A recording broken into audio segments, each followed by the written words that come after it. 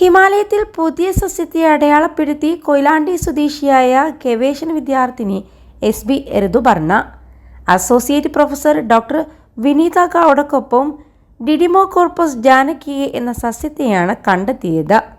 ഇന്ത്യയിലെ ആദ്യ സ്ത്രീ സസ്യശാസ്ത്രജ്ഞയായ ഡോക്ടർ E ജാനകി അമ്മാളിൻ്റെ പേരിലാണ് ഈ സസ്യത്തെ ഇവർ നാമകരണം ചെയ്തത്. പുതിയ കണ്ടുപിടുത്തത്തെപ്പറ്റി വിശദമാക്കുന്ന പ്രബന്ധം നോർഡിക് ജേണൽ ഓഫ് ബോട്ടണിയിൽ പ്രസിദ്ധീകരിക്കുകയും ചെയ്തിട്ടുണ്ട്. ജൂലൈ 16-ന് സ്പെയിനിലെ മാഡ്രിഡിൽ നടക്കുന്ന ലോക ബോട്ടണി കോൺഫറൻസിൽ പ്രബന്ധം അവതരിപ്പിക്കാൻ ഋതുപർണയ്ക്ക് അവസരം ലഭിച്ചതോടെ പുതിയ കണ്ടെത്തലിനുള്ള അന്താരാഷ്ട്ര അംഗീകാരവുമായി. ആഫ്രിക്കൻ വയലറ്റ് ഫാമിലിയിൽപ്പെടുന്ന ഡിഡിമോകാർപ്പസ് എന്ന ജീനസിൽ ഉൾപ്പെടുന്ന സസ്യമാണിത്.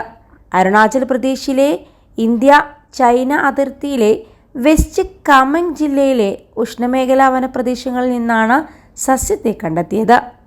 21 ലക്ഷത്തോളം സന്തുഷ്ടരായ ഉപഭോക്താക്കളും 2 ലക്ഷത്തോളം തിമിര ശസ്ത്രക്രിയകളും പൂർത്തിയാക്കിയ മലബാറിലെ ഏക കണ്ണാശുപത്രി Al Salama eye hospital, hospital road, Perinthalmanna. പാറക്കൂട്ടങ്ങളുടെ ഇടയിലാണ് ഈ ചെടി പൊതുവെ കാണുന്നതെന്നാണ് പറയുന്നത്. 20ഓളം സസ്യങ്ങൾ അടങ്ങുന്ന ഒരു ചെറിയ കൂട്ടം മാത്രമാണ് ഇതുവരെ കണ്ടെത്താനായത്. നശിക്കാതിരിക്കാൻ ഈ സസ്യത്തെ IUCN റെഡ് ലിസ്റ്റ് പ്രകാരമുള്ള അതീവ വംശനാശ ഭീഷണി നേരിടുന്ന വിഭാഗത്തിൽ ഉൾപ്പെടുത്തണമെന്നാണ് ഋതുപർണയും ഡോക്ടർ വിനീത ഗൗഡയും ആവശ്യപ്പെടുന്നത്. ശാസ്ത്ര സാങ്കേതിക എഞ്ചിനീയറിംഗ് വൈദ്യ മേഖലയിലെ സ്ത്രീകളുടെ സംഭാവനകളുടെ ഓർമ്മപ്പെടുത്തൽ കൂടിയാണ് സസ്യത്തിനുള്ള ജാനകി അമ്മാളുടെ പേരെന്ന് ഋതുപർണ പറയുന്നു.